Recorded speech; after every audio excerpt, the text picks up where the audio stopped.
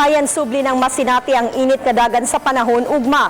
Human matunaw ang low pressure area nga namonitor sa Pag-asa kagabi. Si Jomer Eclareno, ang weather specialist sa Pag-asa Visayas, adunay detalye alang sa weather update. Mayong hapon kinitong latest weather update karong adlaw ang low pressure area na atong gimonitor na hilis na kagabi samtang ang southwest monsoon or habagat ang padayong nakaapekto sa kasadpambahin sa Luzon. Sulod sa atong 24 oras ang tibuok sa Visayas, makasinati na ng init na panahon ug natay mga patak-patak na mga paguhan ug kining mga localized na mga pagpanugdog og kilat. Ang hangin sa tibuok sa Central Visayas ug ang silangan bahin sa Visayas makasinati ng hining ngadto na sa kasarangan ug ang kadagatan malinawon ngadto na sa kasarangan ang pagbalod samtang diri sa kasadpambahin sa Visayas makasinati ng kasarangan ngadto na sa pagkabaloron na igitas-on sa balod na moabot sa 1.2 to 3.4 metros.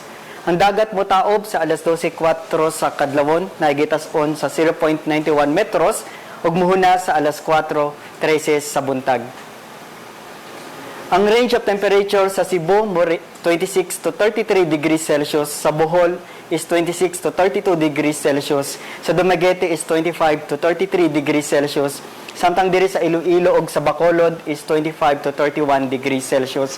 Sa Tacloban is 25 to 32 degrees Celsius ug diri sa Samar Province 25 to 33 degrees Celsius. Na equivalent na maximum heat index sa tibuok sa Visayas mo range sa 39 to 41 degrees Celsius under sa gihapon sa extreme caution sa danger na classification. Ang extended weather outlook para sa Huwebes, Friday ug sa Saturday in general fair weather atong masinati natay mga isolated rain showers ug kini mga localized na mga thunderstorms.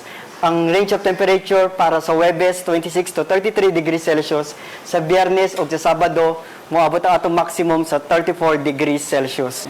Ang adlaw mo silang alas 5:27 sa buntag ug para sa atong mga dugang detalye, mobisita ta sa atong mga official social media sites, sa atong Facebook account ug sa atong website sa www.bagong.pag-asa.dost.gov.ph. Gikan diri sa Pag-asa Mactan, DOST ug para sa Balitang Bisdak, kini si Jomer Eclareno, maayong hapon.